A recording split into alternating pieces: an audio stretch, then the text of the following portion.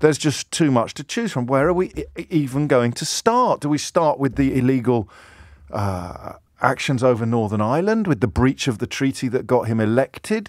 Do we start with these despicable attempts to deport entirely innocent people to the other side of the world while claiming that it's somehow for their own good?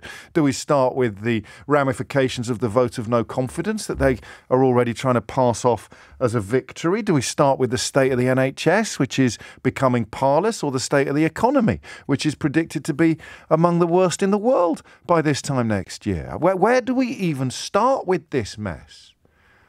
But it wasn't a Monday morning thing, I'm afraid. I do find it increasingly difficult to know where to begin, simply because we're drowning now in sleaze and corruption. We're drowning in it.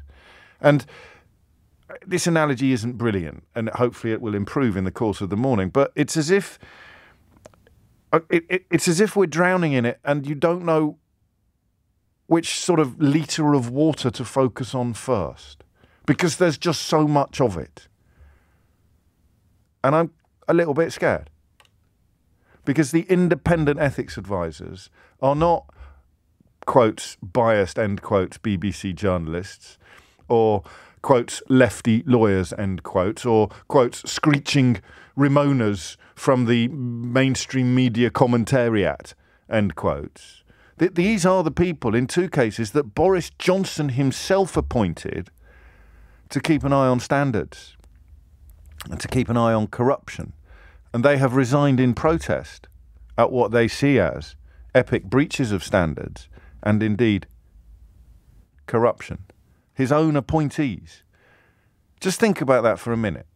You've got a cabinet populated entirely, almost entirely. You know me, I'm desperate to give a break to at least one or two of them, because the alternative is too bleak. I still think, despite him not exactly having covered himself in glory subsequently, I still think, for example, that someone like Nadeem Zahawi does lie awake at night wondering how the hell he's ended up being part of such a corrupt administration. I think people like Ben Wallace probably dream of the day when they can get rid of Boris Johnson and hopefully begin to restore some national pride and indeed some party integrity. But I don't know. I could be wrong. I've been too generous, perhaps, again.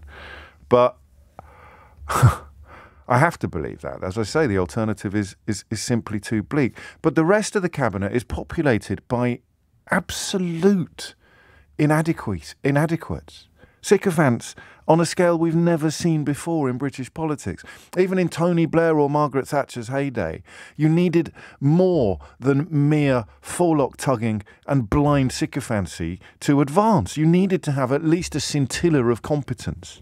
You needed to be able to demonstrate a grasp of your brief. You couldn't turn up at a select committee and display ignorance on a scale that is nuclear in its scope, as Nadine Dorries has done now on more than one occasion. Or, I mean, incompetence coupled with arrogance on such a grand scale that you wonder whether you've accidentally stumbled into an Armando Iannucci film, as is almost always the case when Dominic Raab opens his mouth. You have a cabinet populated almost entirely now by inadequates and sycophants, because the only qualification for the job is that you won't say boo to a Boris. You won't raise any objections to his continuing catastrophe of corruption. That's the only qualification you need. You don't even need any more to have an IQ in double figures to become a Secretary of State. It's incredible.